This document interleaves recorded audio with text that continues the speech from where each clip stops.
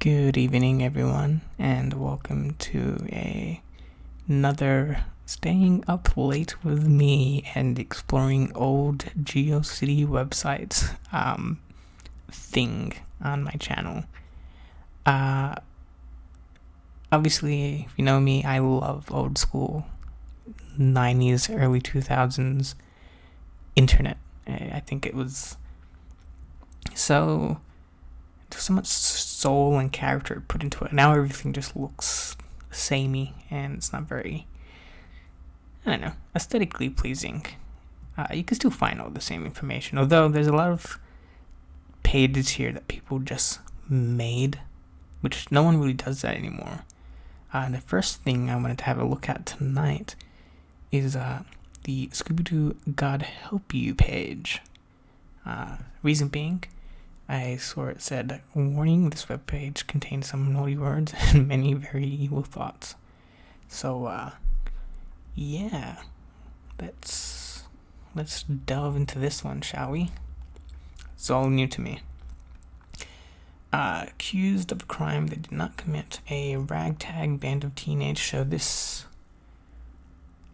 seems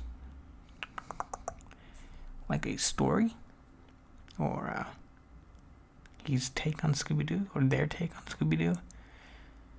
Back when we first saw this show as tots, we didn't appreciate the layered nuances of subtext behind the dark imagery, exploring the relationship between sex and death. Back then, we didn't know about necrophilia and the what? Okay. I've got the creeper here. Take note: criminals, when committing any crime requiring a maximum of stealth and guile, particularly white-collar crimes, always put on a Halloween costume and run around moaning at people like you're an Alzheimer's patient. Yeah, that's pretty accurate. Scooby-Doo is along for the ride for the following reasons. When you launch a washing machine out of a catapult onto a bowling bank manager, you simply must have a talking Great Dane in the driver's seats. I think the only time I can recall Scooby driving the Mystery Machine is Scooby-Doo 2, when they're driving away from the pterodactyl ghost. I'm almost certain he's driven it elsewhere that I just don't know about.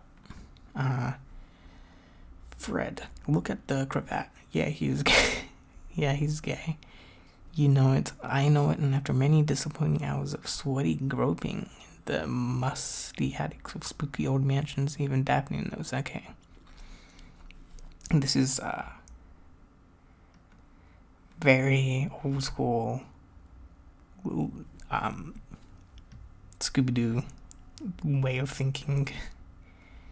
The whole Velma Daphne lesbian type thing, right? Shaggy's a stoner type thing. Daphne is that chick from high school who all the boys wanted to fuck so badly that they prayed fervently to God every night that someone, okay. There's no Scrappy-Doo picture? Okay, I'm interested on this one. I'm giving Scrappy a mention here due to the fact that after a long and thorough search, I was completely unable to find any pictures of him on the entire World Wide Web that did not have big knot symbols pasted all over them, or animated okay.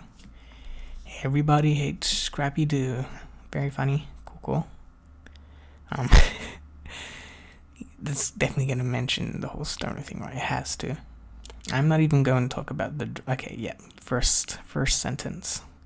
There's really nothing to add on that point that hasn't been said already. Just checking out his performance in Train Spotting.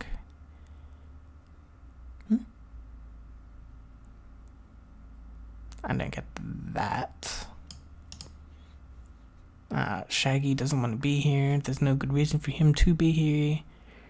His so-called friends drove him thousands of miles away from where he lives just to endanger his He's too chicken shit to hitchhike. Okay, that's pretty funny. The reason everybody keeps him around is to use him as a monster bait or on repeated occasions. Vilma has all but told him to his face, "Look, bitch, all you're good for is tempting the psychopathic killer." Okay. Trips. Alright, Velma, let's have a look at here. I saved Velma for last because it's hard for me to type coherently while looking at pictures of her. Okay, a man of substance.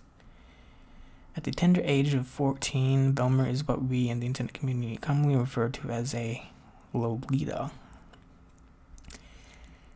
I don't like where this is going. She is one of the most underrated pieces. Sure, once she figured it all out, she ended up as a confirmed lesbian, but until then, what did I tell you? But until then, she's mine. Check out the okay. Catholic schoolgirl fantasy?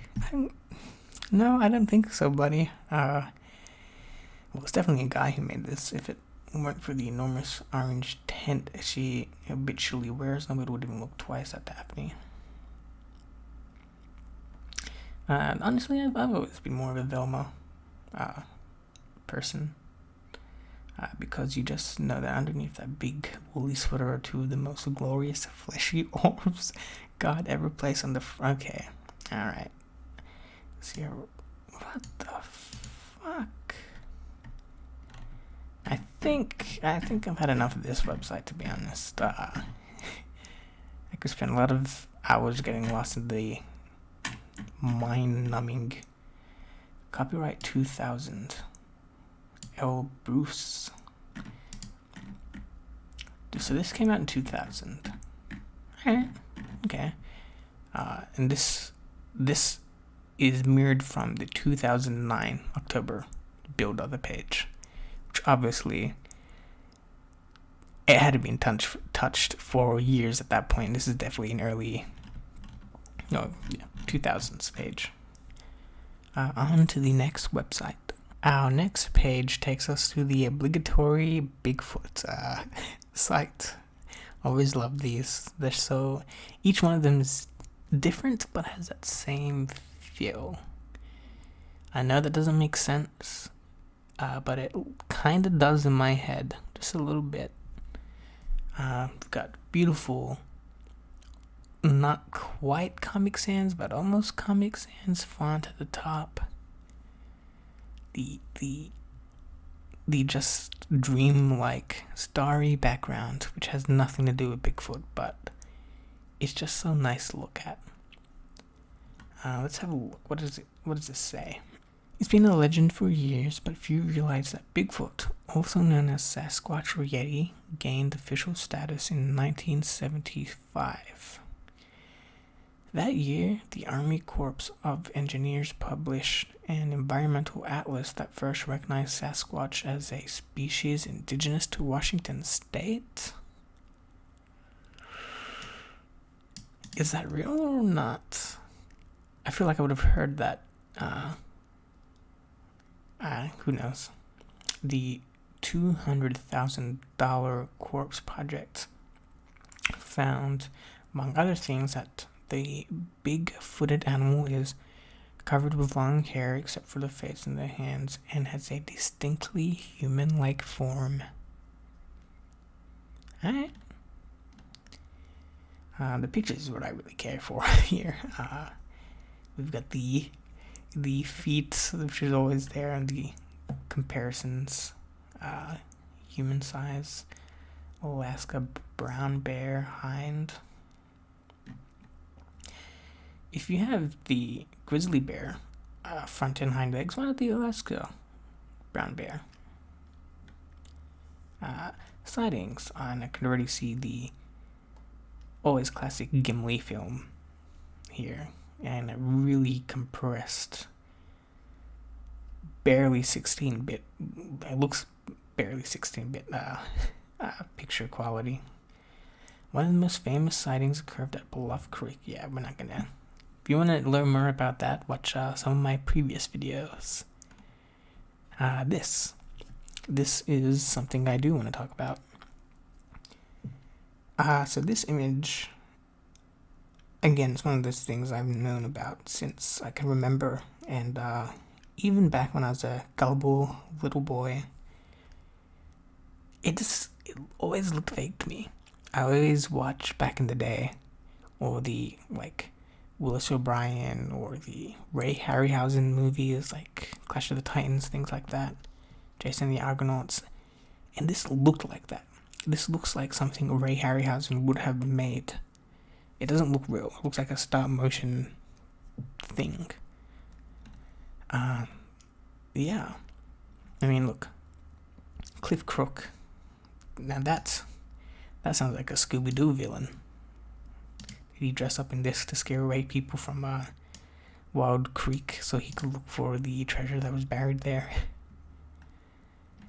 This is a picture of a white Bigfoot sighted. Okay, I've never seen this, but that's just that's the smoke. That's somebody hotboxing the PNG over here.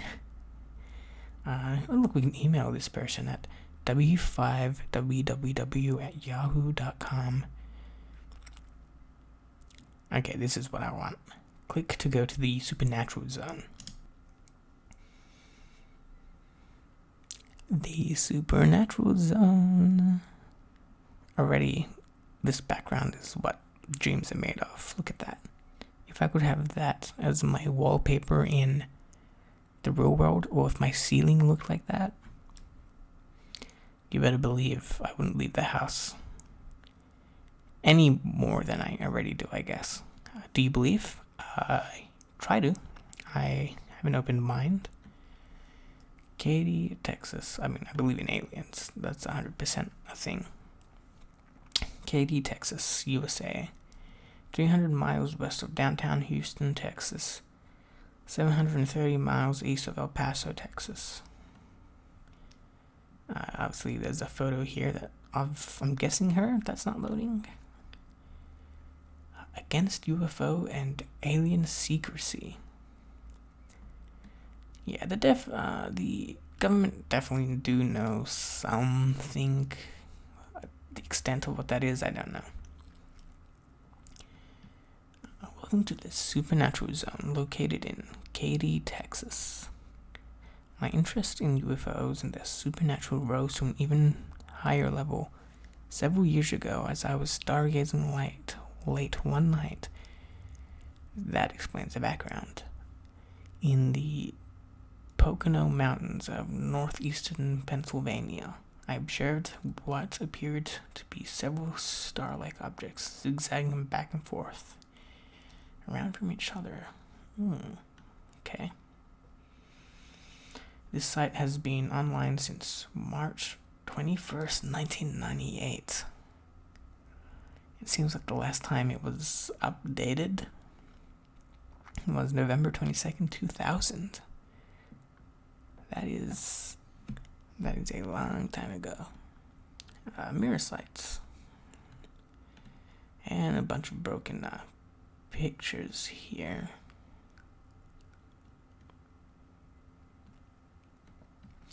Directory of Supernatural Zone.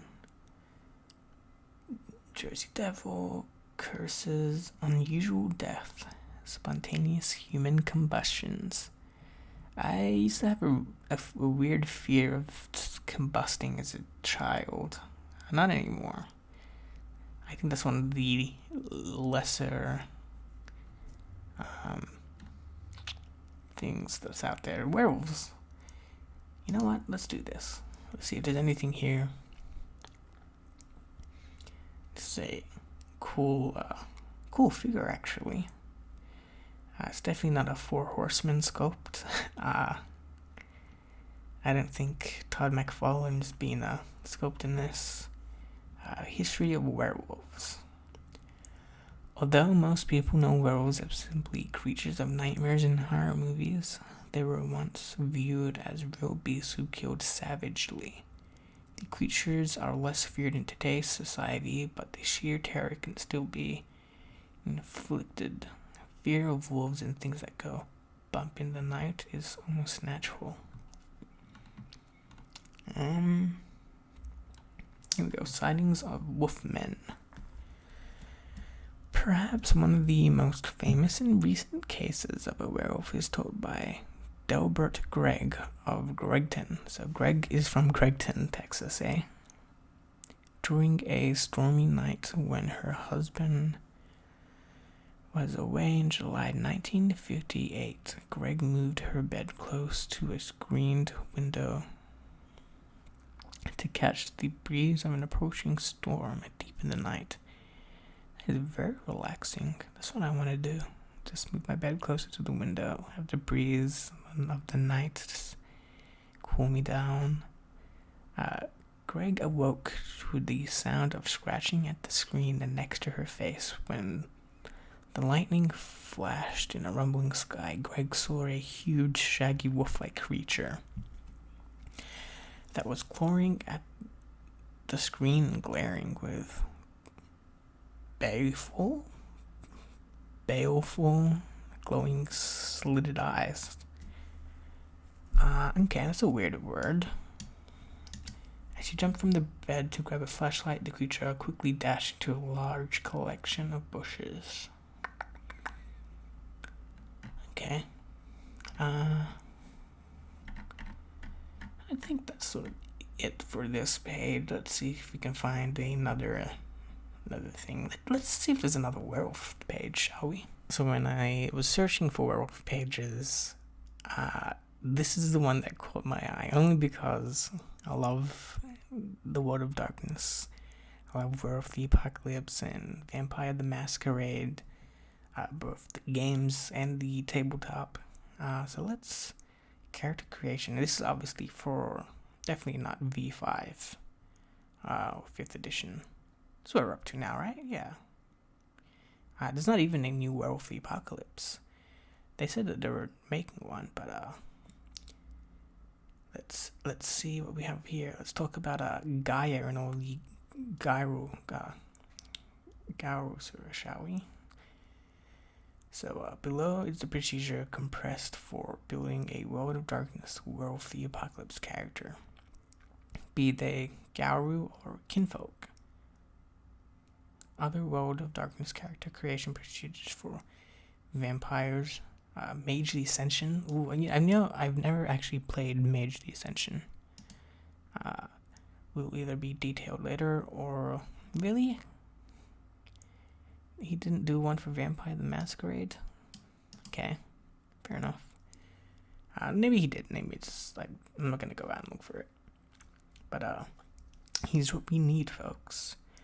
First, you will need a character sheet. Yeah. Is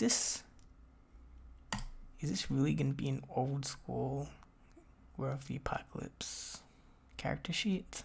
Jump cut, because it took like a million years to load for whatever reason. So here you got your name, your breed, your pack. Okay. I always liked the skinwalkers. It's very Blade Runner-y. Let's have the attributes. You got your strength, your dexterity, your stamina, charisma, manipulation, appearance, perception, intelligence, wits. Attributes and adjustments for 5 forms. So this is legit just a character sheet for World of the Apocalypse. Old school World of the Apocalypse, at least. You could probably still use it now, but I'm sure it's outdated. Step 1, character concept. Okay, so this is really just a step-by-step on how to create a character. Let's have a look. Let's go to the different tribes. So here we have the Black Furies, Bonors, Children of Gaia, the Finya, Glasswalkers. Sorry, not Skinwalkers. I don't know where I got that from. Yeah, Glasswalkers is what I tend to gravitate towards too. They keep more so to the city. They do use tech because the different Garu tribes are so obsessed with Gaia and trying to, keep the worm from taking over the world and causing the apocalypse. They don't use tech or anything like that. They stay in the forest. But Glasswalkers, they can go to the city and use tech and stuff like that. So that's what I always like to gravitate towards too. That's what we're gonna say here actually. Why the Bone Nors merely survive in the city. Glasswalkers thrive there. Yeah. This is Birth of the Apocalypse. Our last stop is the Springfield Files, or really just it's called the Paranormal page. So we have here, obviously, Mulder and Scully, but from the Simpsons episode. And we have a lot of really cool gifs. Superman MIDI, is that like the John Williams song? Like, can't do anything with that. We've got the Enterprise here. A very Jurassic Park looking T-Rex. I don't think that is Rexy though. Some people ask me why I put the T-Rex picture on the page. My answer is to those people is cloning a dinosaur is still science fiction, although cloning a T-Rex is possible. Right? See, like, if you're gonna do that, but then before you even know what you have, you package it, you slap it on a plastic lunchbox, and you ship it. What else do we have here? We've got songs in the key of Springfield. This is actually a really cool page. I'm not even gonna lie. So yeah, I wish we still had things like this that people just would make non-paranormal. Funny quotes and jokes. Friends, nice pictures. Yeah, that's cool, but not what we're after. Let's go a ghost reel. The ghost homepage. Ooh. This page was edited and updated on May 15th, 2000. Okay, this is another old one. The scientific name of ghost is ectoplasm. I don't think that's true. Isn't ectoplasm what they leave behind? Their energy, their residue. So these ectoplasms are energies left behind by people who. I mean, yes, yeah, okay, fine, whatever.